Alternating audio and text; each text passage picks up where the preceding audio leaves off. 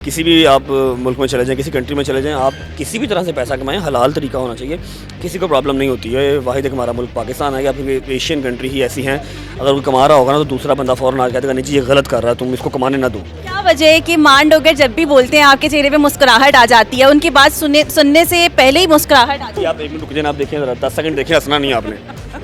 क्यों हँस रही हैं? अस्सलाम वालेकुम everyone, it's me Atika Shaikh and welcome to brand new programme. आज का प्रोग्राम डिफरेंट क्यों होने वाला है? क्योंकि आज का प्रोग्राम बहुत ज़्यादा स्पेशल होने वाला है। इन्फ्लुएंसर क्रिकेट लीग चलने वाली है, यहाँ पर डिफरेंट इन्फ्लुएंसर आएंगे और क्रिकेट लीग के बारे में थोड़े से हमें इंफॉर्मेशन देंगे। आइए चलिए अंदर हॉल में देखते हैं कि क्या चल रहा है। अस्सलाम वालेकुम रजब, क्या हाल है आप? अल्हम्दुलिल्लाह। रजब, मुझे ये बताइएगा कि बहुत अच्छा इनिशिएटिव है जो आपने स्टार्ट किया और हमेशा से आप इस तरह की हेल्दी एक्टिविटीज़ करवाते रहते हैं। क्या देखते हैं कि ये किस तरह जाएगा, ऑडियंस को किस तरह से पसंद आएगा? क्योंकि आप जब भी कोई काम करते हैं हमेशा से कोई ना कोई मसले बीच में आते रहते हैं। नहीं इंशाल्लाह अल्लाह खैर करेगा, इसलिए तो कोई पैसे वाली चीज़ लेके ही नहीं आए, क्योंकि जब आप कोई चीज़ कमाने लगते हैं ना, वैसे तो किसी भी आप मुल्क में चले जाएँ, किसी कंट्री में चले जाएँ, आप किसी भी तरह से पैसा कमाएँ, हलाल तरीका होना चाहिए, किसी को प्रॉब्लम नहीं होती है। वाहिद एक हमारा मुल्क पाकिस्तान है या फिर एशियन कंट्री ही ऐसी हैं, अगर कोई कमा रहा होगा ना तो दूसरा बंदा फ़ौरन आके कहता है नहीं जी ये गलत कर रहा है, तुम इसको कमाने ना दो, और अगर वही काम वो खुद करेगा तो वो सही करेगा।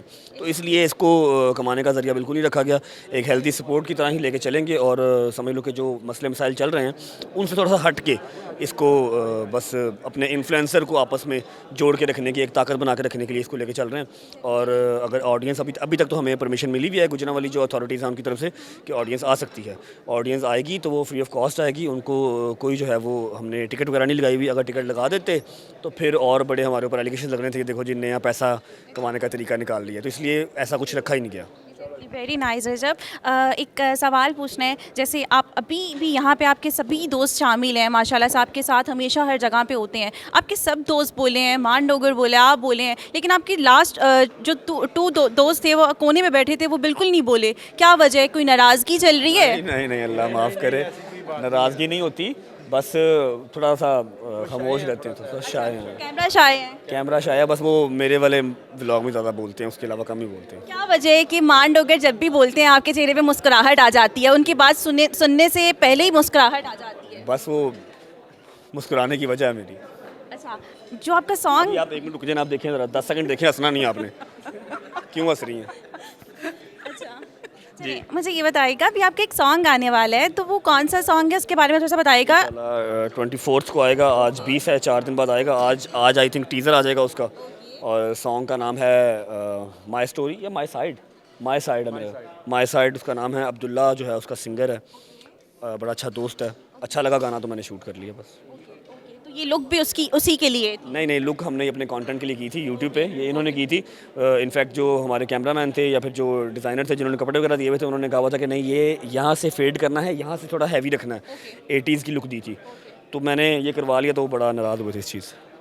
तो ऑडियंस जो उनसी है उन्होंने बहुत क्रिटिसाइज़ किया, तो उनको क्या कहेंगे? क्योंकि लुक तो ओवरऑल बहुत सूट की है। आप लोगों को बता देता हूँ कि जब आप एक बन जाते हैं, सोशल मीडिया प्रॉपर्टी बन जाते हैं, या फिर आप इन्फ्लुएंसर हैं, यूट्यूबर हैं, टिकटॉकर हैं, कुछ भी हैं, तो फिर आपने अगर काम पे ध्यान देना है तो फिर आपने कमेंट सेक्शन पे ध्यान नहीं देना, और अगर आपने कमेंट सेक्शन पे ध्यान दिया तो आप काम पे आई थिंक ध्यान फिर नहीं दे सकते।